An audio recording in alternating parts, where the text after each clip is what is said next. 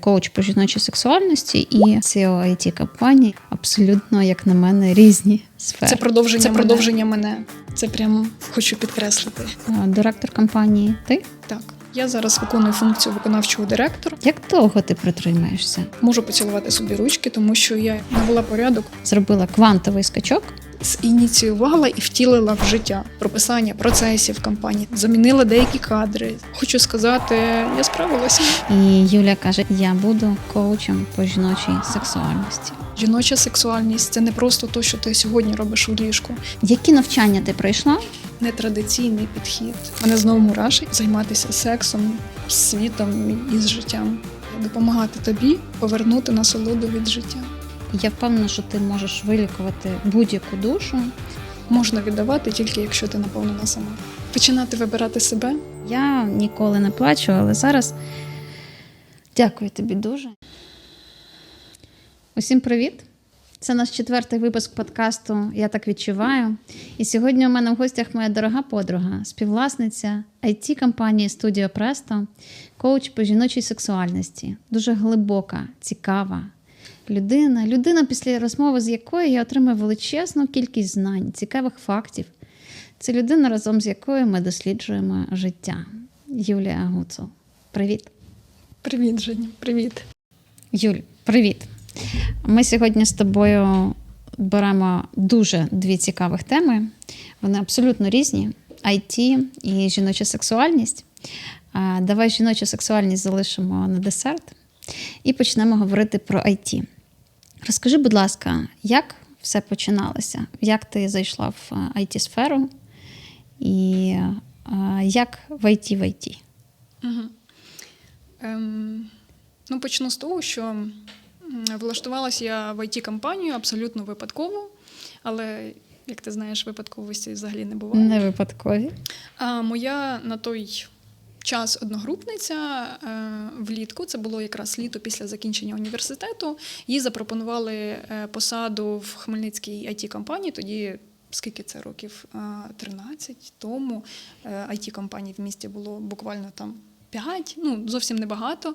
Їй запропонували посаду, оскільки ми навчалися на перекладачів в IT-компанії, працювати в супорті. Тобто перекладати запити від клієнтів англомовних і дозволяти там програмістам ці запити вирішувати і потім відповідати клієнтам назад.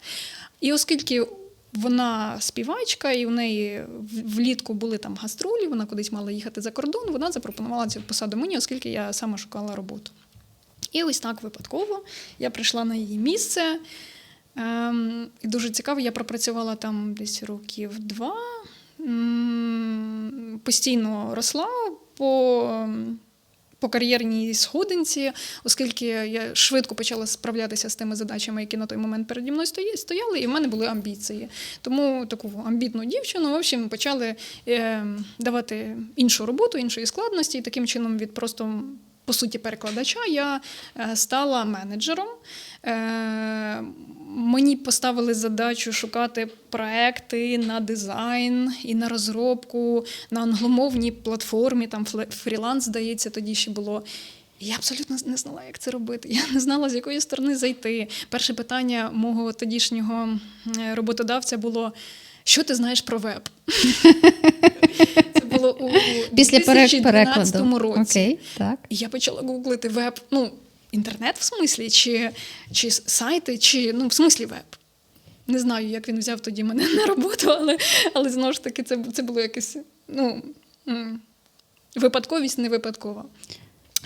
Я деякий час працювала сама, і в мене, ясна справа, нічого не вийшло, тому що ніхто не говорив мені, як це потрібно. Мало того, я продавала ті дизайни, які, я ніколи не розуміла, що таке якісний дизайн, і я продавала тоді приклади шаблончиків, які вже були, мабуть, не дуже актуальні з точки зору трендів дизайну. І для того, щоб якось розвивати дизайн-напрямок у компанії, вже говорю наші, тому що наші роботодавці тоді покликали Стаса як партнера, який може очолити цей ринок і в долях розвивати компанії. Ось так, по суті, я познайомилася зі своїм чоловіком. Ми пропрацювали в цій компанії Він 2 роки, я трошки менше, десь, мабуть, 1,5 роки. І як перейти на тему створення нашої компанії. У лютому Давай почекай, я хочу задати тобі питання. добре. От в цій компанії ти працювала, познайомилась з майбутнім чоловіком.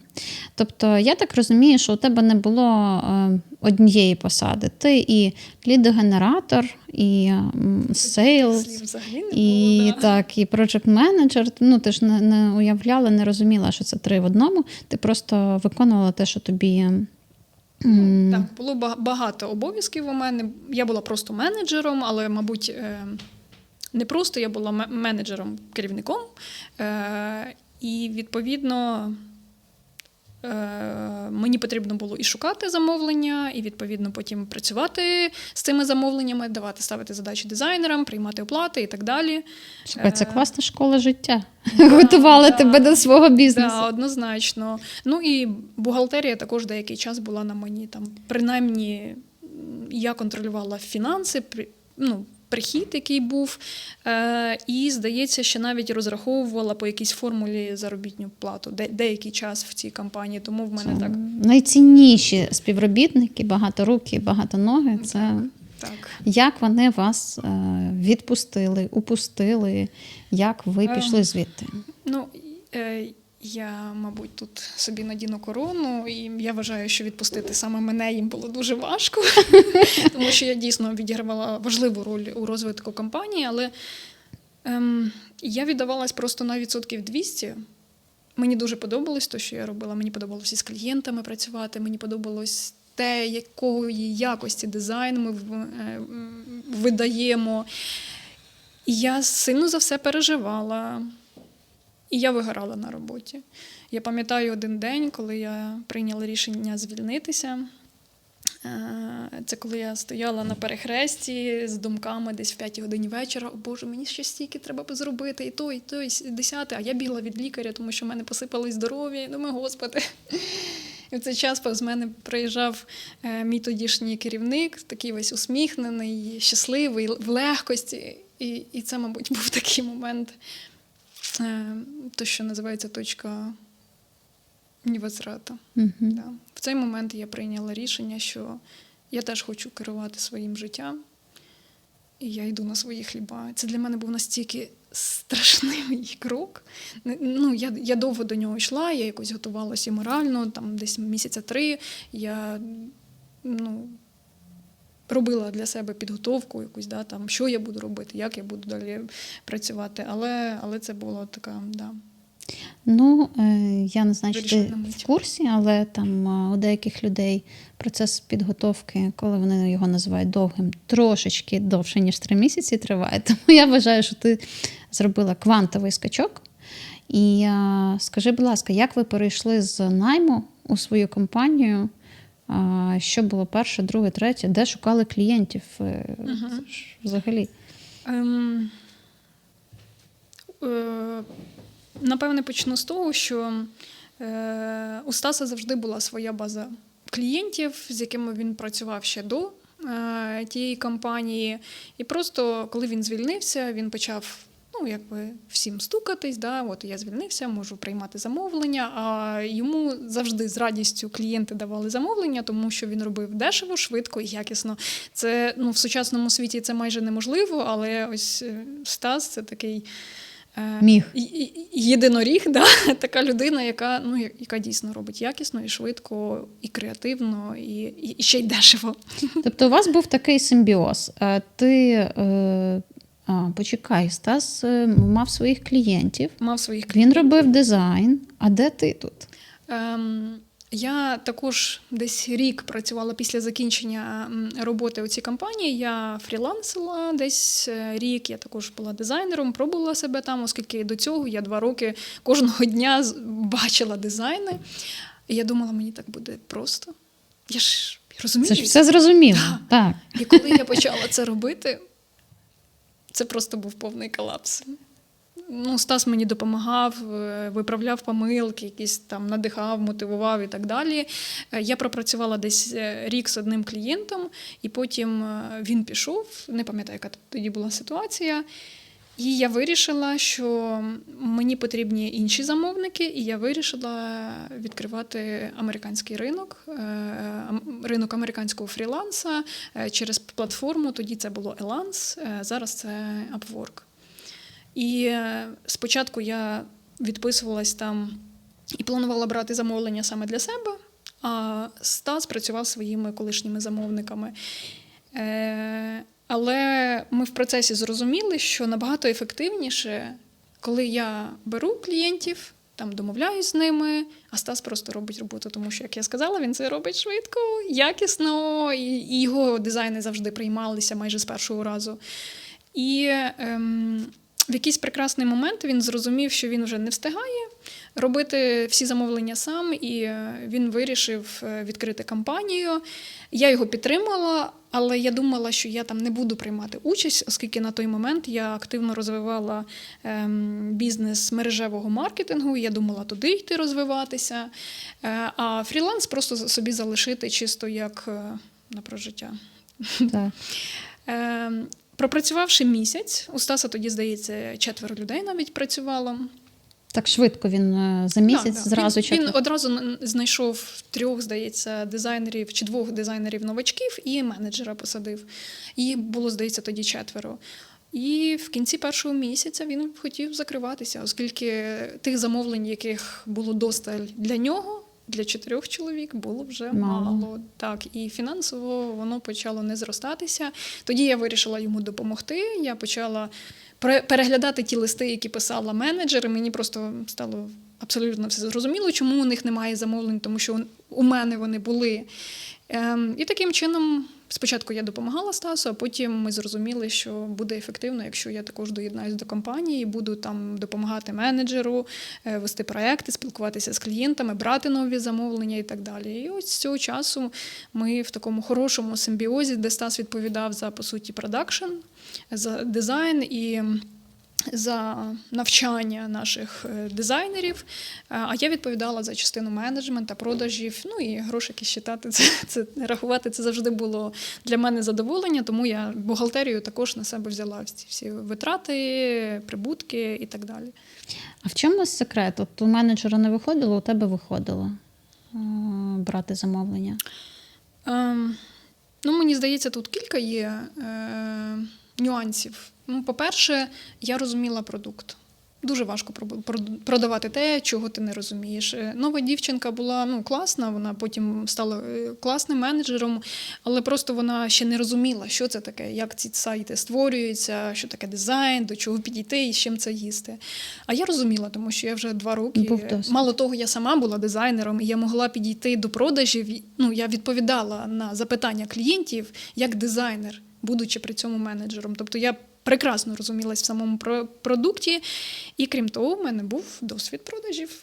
Клас. Я тоді була у мережевому маркетингу років, мабуть, 3-4.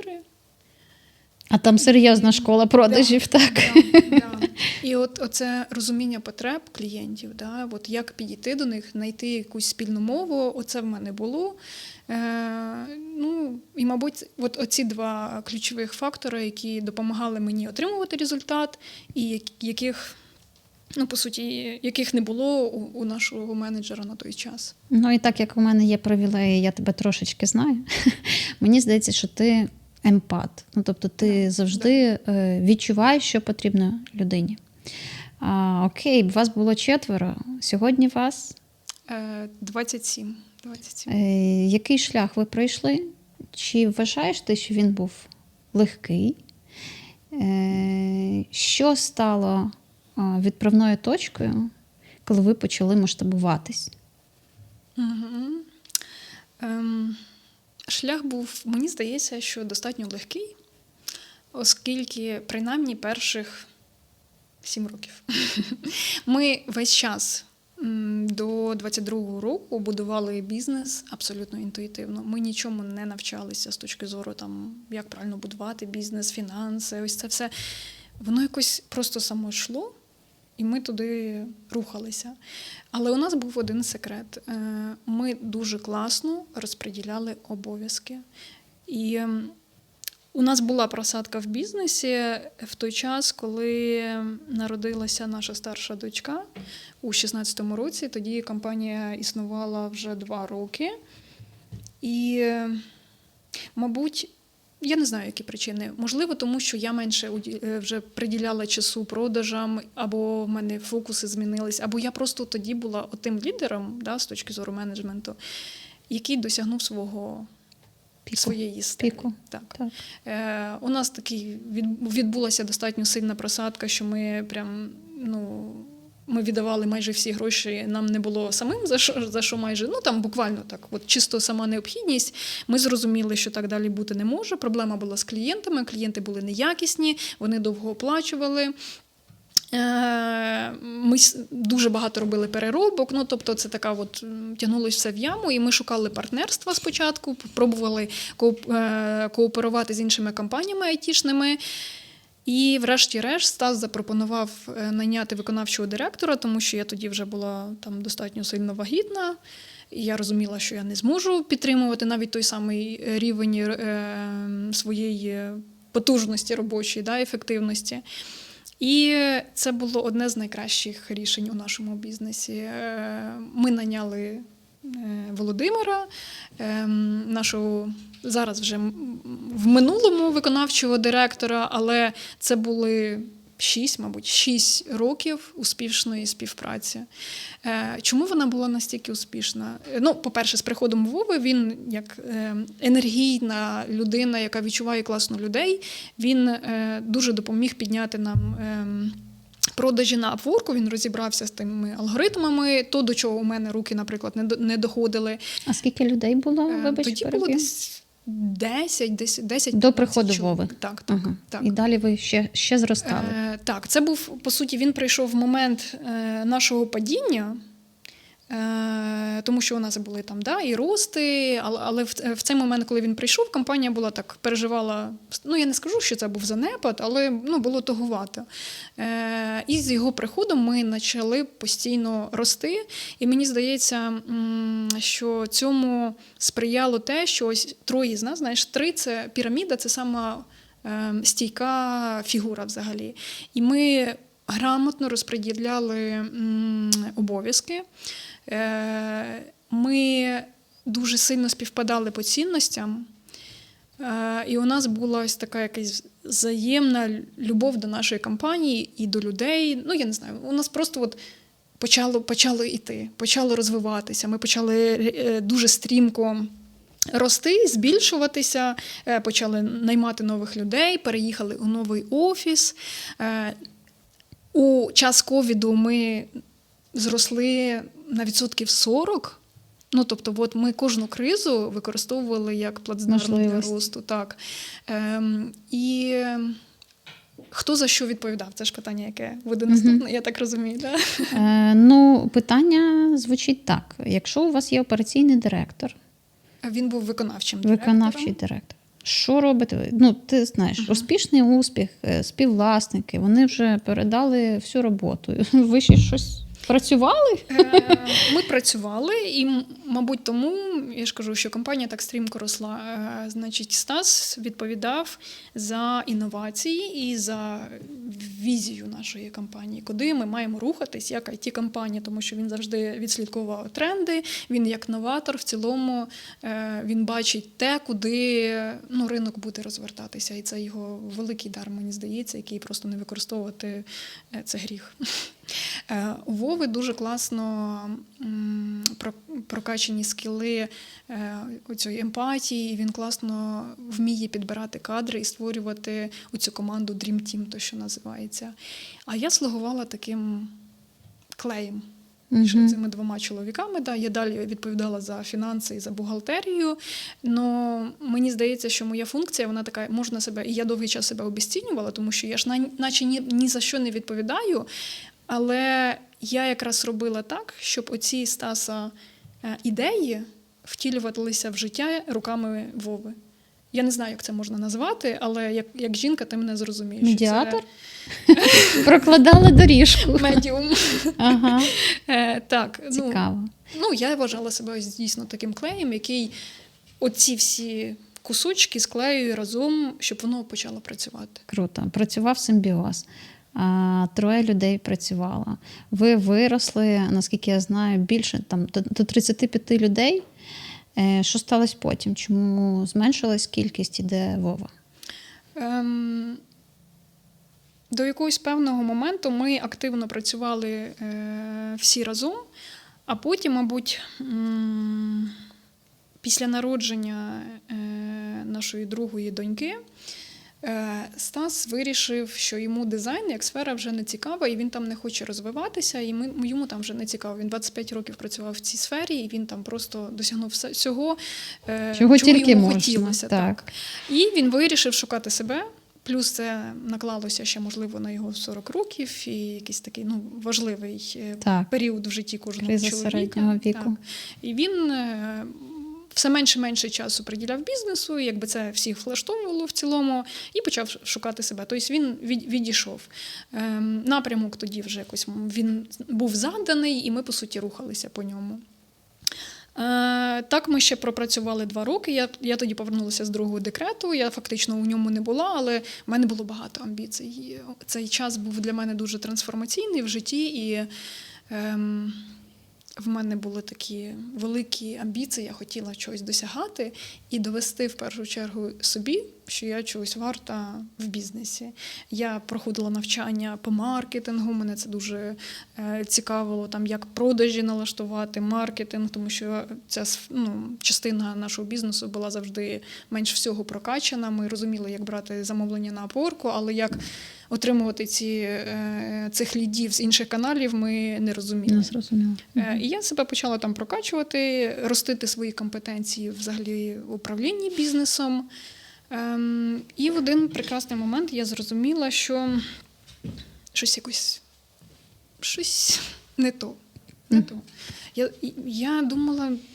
Не то в фінансовому плані, чи тебе щось в цілому, не влаштовувало? Наш дохід, обороти компанії росли, але прибуток – ні. Чистий Платили ви всім, крім себе? Я не скажу, що ми себе зовсім обділяли, але це, якщо обороти компанії росли кратно, то дохід майже не ріс. І я почала задавати питання, у мене почала не сходитися бухгалтерія. Що відбувається?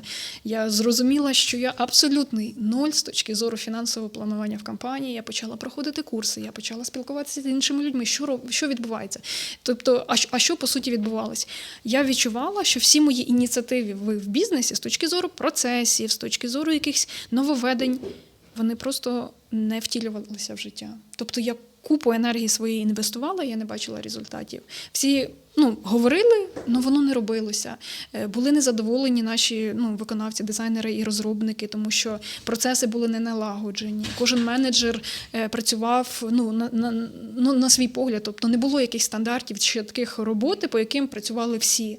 І із-за цього ми просто, мені здається, дійшли також до якоїсь певної планки, вище якої ми не могли скочити, тому що просто процеси були не налагоджені. І я почала чистити все. Я почала задавати питання з приводу людей, які працювали, почалися скорочення людей, звільнення.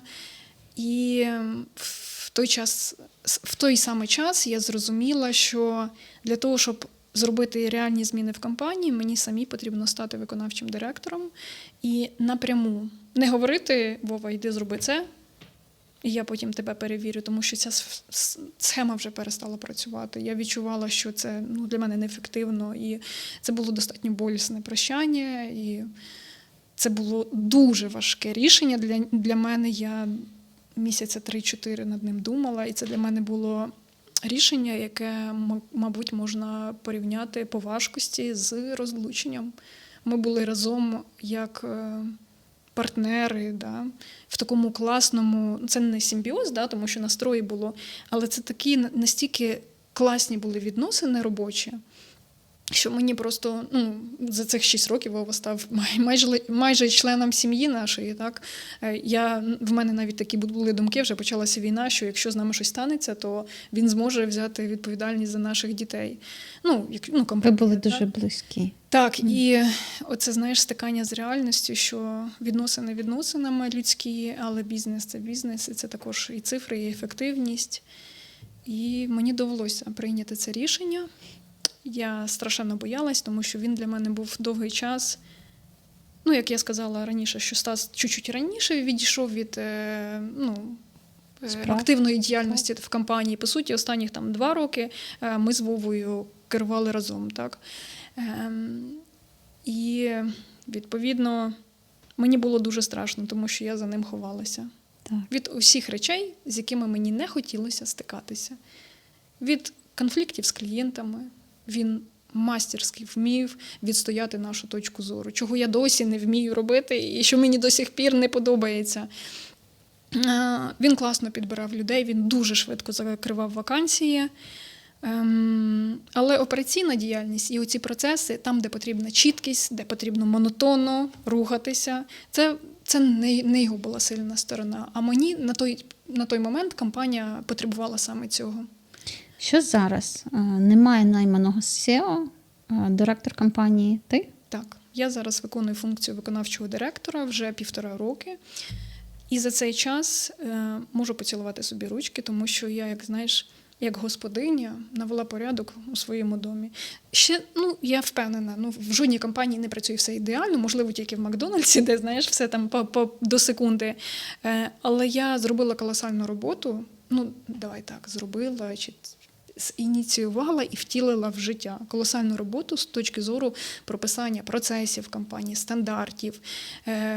Я замінила деякі кадри, з кимось ми попрощалися, хто був на той час компанії, не те, що не потрібен, але... Неефективний, Неефективний, так. І ми стикнулися, 22-й рік ми прийшли достатньо нормально. В 23-му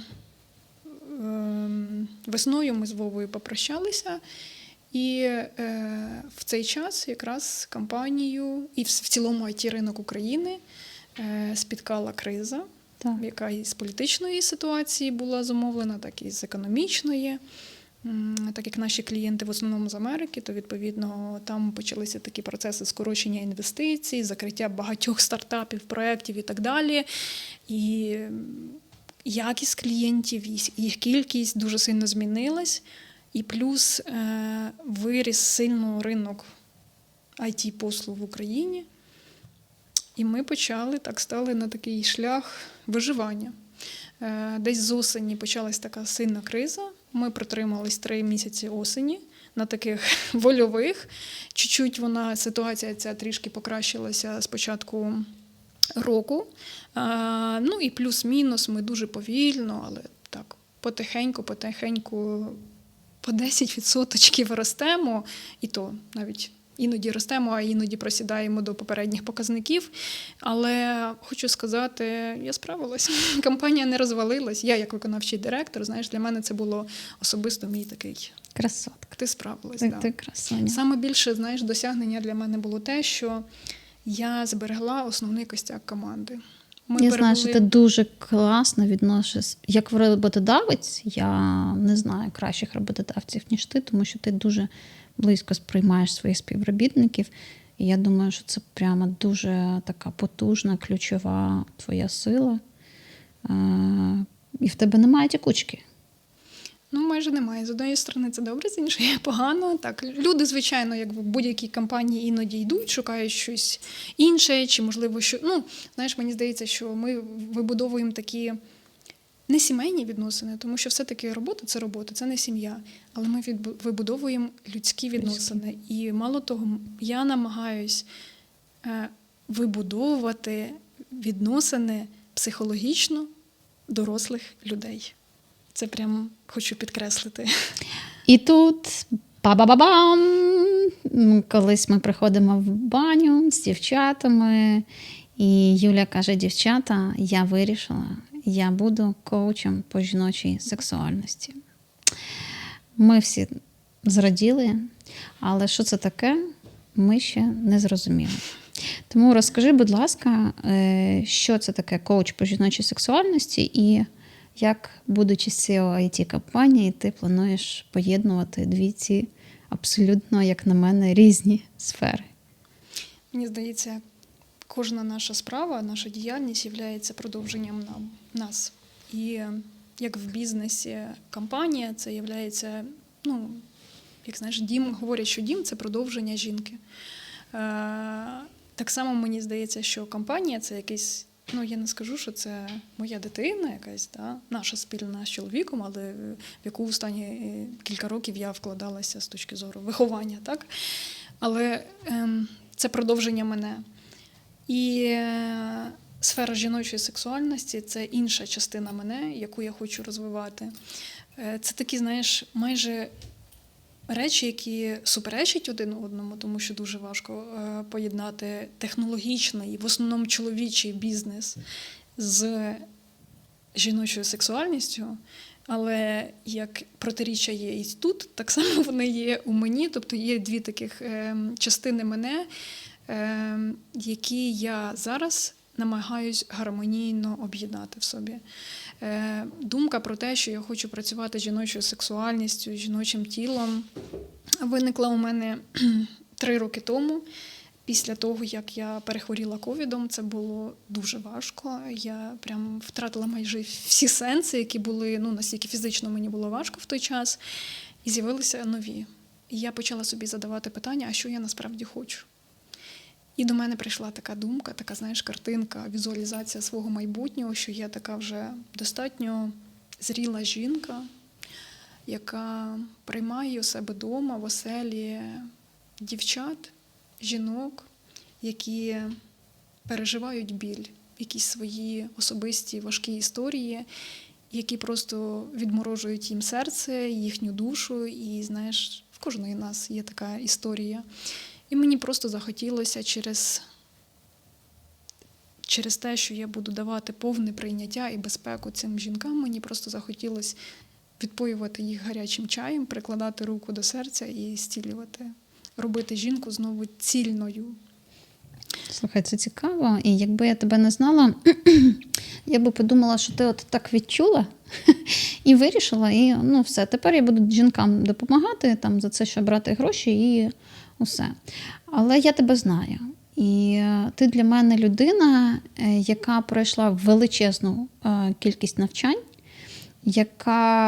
з якою дуже цікаво розмовляти. Кожна розмова – це абсолютно нереальні знання, які я ніде не можу отримати. Я не знаю, як ти свої навчання знаходиш, але ті факти, ту інформацію, яку ти мені даєш, я дуже ціную, дуже тобі вдячна. І ось коли ти вирішила, що все, от з сьогоднішнього дня я буду приймати клієнтів, які навчання ти пройшла, щоб підготувати себе і бути експертом у цій ніші? Або не навчання, або яку практику? Мені здається, що я проходила навчання за 5 років до цього. Тому що мій шлях, насправді, почався років 5 тому, коли я готувалася до своїх других пологів.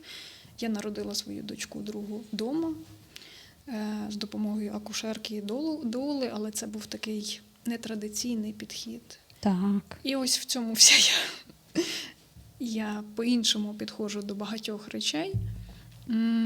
От сьогодні без взуття ми можемо тебе... Це буде загадка для наших глядачів. Чому так? Сьогодні я без взуття, будь ласка, пишіть в коментарях. Почався мій шлях ще 5 років тому, і я спочатку вивчала всю цю інформацію чисто для себе. Мені було цікаво розбиратися зі своєю жіночністю, своїм лібідо. Коли ти мама і в тебе маленькі діти, я не впевнена, що лібідо жінки зашкалює. Так? Ось тому у мене наступне питання було. Як жіноча сексуальність поєднується з родами вдома? Я почула нещодавно одну класну фразу від шаманки, що жіноча сексуальність втілює в собі 3 аспекти. Це сексуальність сама по собі, секс, це материнство і це духовність. Тому що через один і той самий орган ми маємо досвіди в цих 3 сферах. І це просто, знаєш, мене промурашило, оскільки це дійсно так. Тому що жіноча сексуальність – це не просто те, що ти сьогодні робиш у ліжку. На жіночу сексуальність впливає те, що тобі в 5 років говорила мама, то, як вона тебе підмивала, то, як вона розповідала тобі про місячні, то, як в тебе були перші, я не знаю, твої поцілунки, то, який в тебе був перший секс, то, як прийшли твої пологи. Оце все мене знову мурашить, а як у нас є в бані така фраза, що мурашки не брешуть. Так. Ось це все є складовою, це унікальний опит кожної жінки, унікальний досвід. І це все впливає, і це все має значення. Яка ти в материнстві, як ти пропускаєш через себе і даєш життя, як ти це життя зачинаєш, це все дуже має велике значення на формування твоєї сексуальності, на твоє лібідо і на твою взагалі жагу займатися сексом, з світом і з життям. Ну, я зрозуміла, що з запитом «не хочу сексу», маю партнера, але сексу не хочу, точно до тебе звертатися. Які ще можуть бути запити? У мене, знаєш, з'явилася місія, якої у мене до цього не було, і вона не з'явилася у мене, коли я працювала у IT-сфері. У нашої компанії є місія, але у мене особисто її в цій сфері не було, знаєш. Я просто, якось... У Стаса вона точно була якийсь певний час, але я просто якісно робила свою роботу. А тут у мене, так, знаєш, відбувся оцей щелчок. У мене з'явилася місія, яка звучить, прямо прийшла в фразах так, що я хочу вчитися, згадувати, як це отримувати задоволення від життя, насолоду в багатьох контекстах мого життя, не тільки у сексі. І хочу допомагати іншим жінкам через тіло повертати собі цю здатність, отримувати кайф і насолоду. І воно прямо так, знаєш, стало лейтмотивом. Клас. Слухай, чим відрізняється коуч по жіночій сексуальності від сексолога? Я також раніше думала, як себе назвати, тому що такої професії, яку я зараз збираюсь розвивати, її не існує, оскільки я не знаю, як це назвати, але ми з тобою знайшли цю гарну назву, що це може бути коуч по жіночій сексуальності, щоб воно було зрозуміло іншим, хоча б трішки, хоча я думаю, що навіть і так буде дуже багато питань. До сексолога зазвичай звертаються або пари, в яких з'явилися проблеми у їхньому сексуальному житті, або чоловіки з якоюсь дисфункцією ерекції, або жінки, коли у них проблеми з лібідо. Тобто, мені здається, що функція і підхід сексолога зосереджений саме на проблемах в сексуальному житті. А як я до цього сказала, що для мене сексуальність і секс – це про все. Про те, як ти живеш, про те, як ти їсиш, про те, як ти зранку наливаєш собі каву в чашку.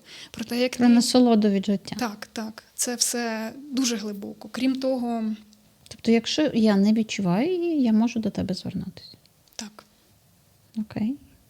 Це моя основна місія – допомагати тобі повернути насолоду від життя.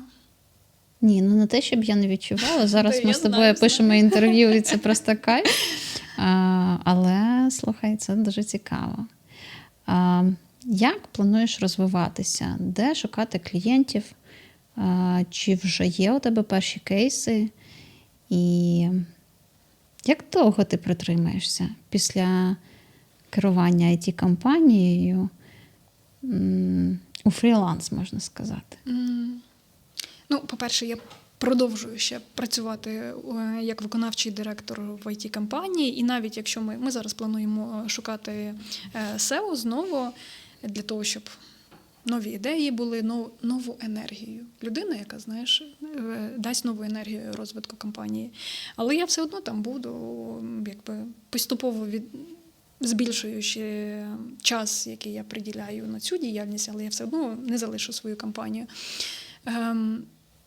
Дуже, знаєш, важко мені було спочатку зробити якісь, я як стратег, я як людина з бізнесу класичного, я вирішила, спочатку в мене ціла каша була в голові, тому що і це цікаво, і символізм, архетипи, і юнгіанська психологія сюди прекрасно заходить, і цікава робота з тілом, і цікаві слов'янські древні техніки і практики, які передавалися нам, нам не передалися, на жаль, але передавалися нашим прабабусям від їхніх матерів. Ось це все дуже цікаво, тому що це також, це наш культурний код.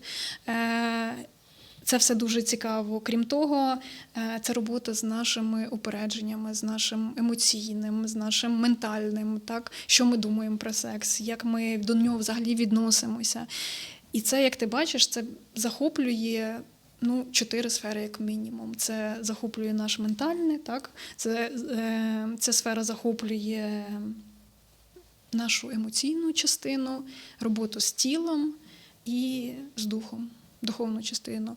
І я на днях вже зробила для себе roadmap, можна сказати, куди ми... Айтішний підхід. Так, все дуже структуровано. Okay. Які знання мені ще потрібні для того, щоб стати оцим інтегральним спеціалістом, тому що, як я сказала, мені дуже мало чисто в сексології.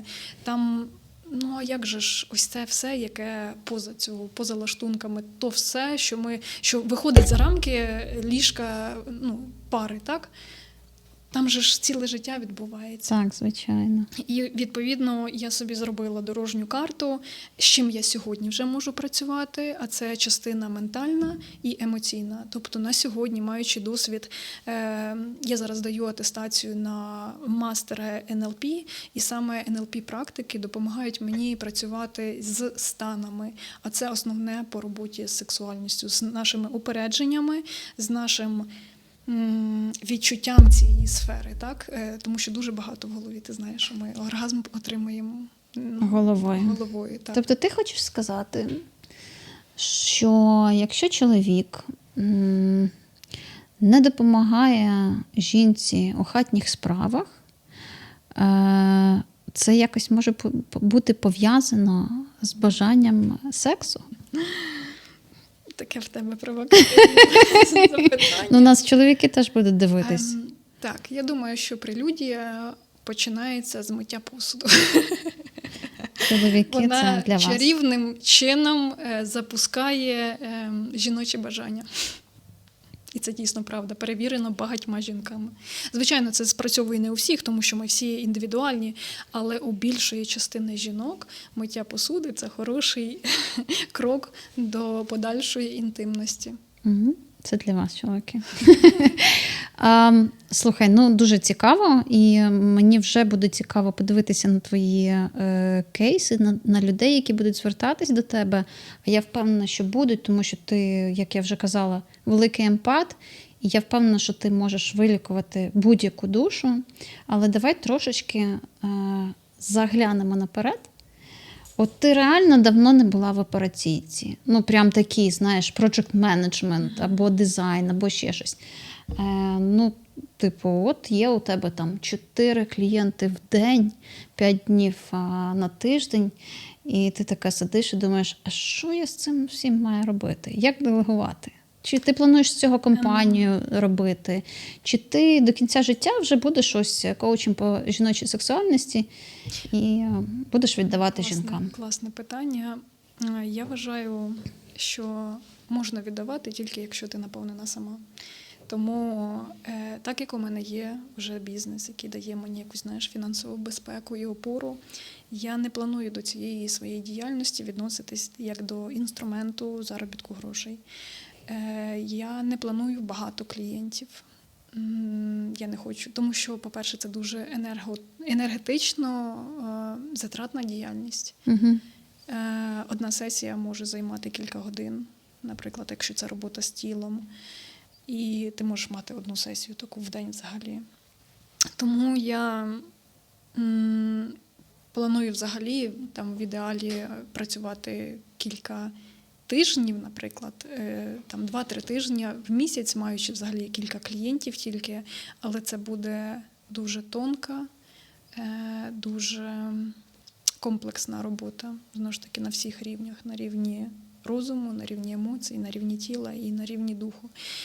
Крім індивідуальної роботи, тому що чому індивідуальна робота? Тому що я там якраз вислуховую ці історії. Для того, щоб у мене є мій досвід, у мене є досвід моїх подруг, близьких, твій досвід, так? Настільки відкритий, наскільки ми можемо одній відкритися. Але інша жінка – це інший світ. І мені просто потрібні ці історії. Я хочу розуміти, чим зараз страждають жінки, що їх болить, із-за чого у них втрачається жага до життя. У мене є здогадки, тому що я все одно спілкуюся, я бачу, але без оцих особистих історій я просто не буду мати, я не буду розуміти адекватну реальність, а в чому я дійсно можу допомогти. Тому індивідуальні сесії – це для мене як джерело інформації. Що зараз потрібно більшості жінкам, про що вони хочуть почути, з чого їм почати краще. От я збираюся якраз цю інформацію отримувати через індивідуальні сесії. Для мене також дуже манкими являються групові я не знаю, терапії, або сесії, або зустрічі. Я дуже хочу працювати з дівчатками і з молодими дівчатами. У мене самої 2 доньки. І я би хотіла створити такий простір, де оці молоді дівчата, які будуть нашим майбутнім, які будуть зростати в оточенні дорослих жінок, мудрих жінок, які є в контакті зі своїм тілом, в контакті зі своєю сексуальністю. Я хочу створити простір, де ця інформація буде передаватися нашим дочкам. Наскільки важливо той момент, коли святкують свято Менархи. Я не знаю, чи наші глядачі знають, що це таке. Це святкування першого дня місячних, коли дівчинка становиться дівчиною. Ти святкувала? Ні. Я теж. Слухай, це велика проблема, тому що я дуже довгий час боролась з своїм почуттям сорому з приводу того, що у мене є менструація. Яке це тотальне неприйняття своєї жіночої природи і свого тіла. І тільки буквально кілька років тому, 2-3 роки тому, я змогла знайти якийсь, я змогла зцілити цю історію, тому що до цього мені соромно було взагалі навіть жінкам сказати, що в мене, наприклад, зараз менструація. Настільки це було болюче і таке покрите, жіноче тіло – це бруд, менструація – це брудно, це соромно і так далі. І я впевнена, що таке відношення у багатьох, принаймні нашого покоління, тому що це все передавалося, щитувалося нами у наших матерів. Звичайно. Нові дівчата, молоді дівчата, звичайно, вже не такі, але у них є свої проблеми якісь. У них є свої якісь болі, які властиві їхньому поколінні, і про які, наприклад, не знаємо ми. І це все дуже цікаво. Дуже цікаво. Я дивлюся, як мої дівчата ростуть, як їм цікаво, як оце прийняття свого тіла, коли вони можуть вільно говорити про всі свої органи, а не називати певні з них якимось там печивом, чи, які там є слова, не будемо зараз говорити. Як важливо з самого дитинства, у дівчаток, і у хлопчиків також виховувати оце прийняття свого тіла, тому що від цього, якщо ти не приймаєш своє тіло, ти не приймаєш себе просто. Слухай, так цікаво. Це моє 4-те інтерв'ю, і майже кожен раз ми говоримо про трансформації. Хтось знав одразу, яка у нього мета життя, чи у неї.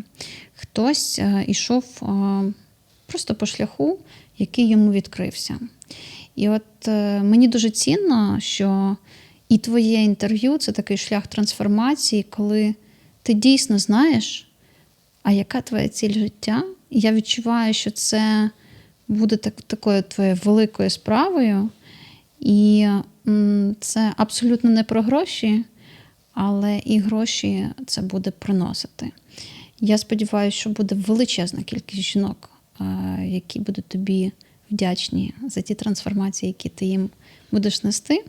Я тобі дуже вдячна за інтерв'ю. Мені дуже цікаво, як же буде цей твій шлях проходити, і мені дуже цікаво буде дивитися зі сторони. Можу іноді бути твоєю клієнткою. Я тобі вдячна за інтерв'ю. Мені здається, у нас вийшло дуже тепло, цікаво і глибоко. Дякую.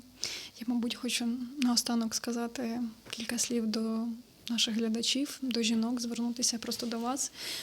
Я хвилювалася, звичайно, перед цим інтерв'ю, але я зрозуміла, що у мене є якісь знання, якісь посили, які я хочу передати аудиторії, донести якусь думку до жінок. І хай це буде наступним. Почніть задавати собі відверті, можливо, в чомусь незручні питання з приводу того, а що мені взагалі подобається, а як я хочу, а в чому справжня я ось така. Почніть милуватися своїм тілом, оцим неідеальним, яке у всіх у нас, у нормальних жінок, звичайних жінок є. Почніть його наповнювати вашою любов'ю і увагою, і ви побачите, як просто ваше відображення в дзеркалі почне змінюватися. Почніть зупинятися на хвилиночку і отримувати це задоволення, яке ми можемо отримувати через наше жіноче тіло від кожного моменту і кожного дотику до матеріального світу. Коли ви п'єте каву, коли ви їсте смачну їжу, не робіть це швидко. Зробіть це, смакуйте кожен шматочок. Почніть отримувати задоволення від малесеньких речей у вашому житті. Отримати задоволення від подиху вітру, від сонечка, яке світить, від трави, від запаху дерев, які зараз цвітуть. І ви побачите, як потихеньку у ваше життя почне повертатися життя, а разом з ним і насолода.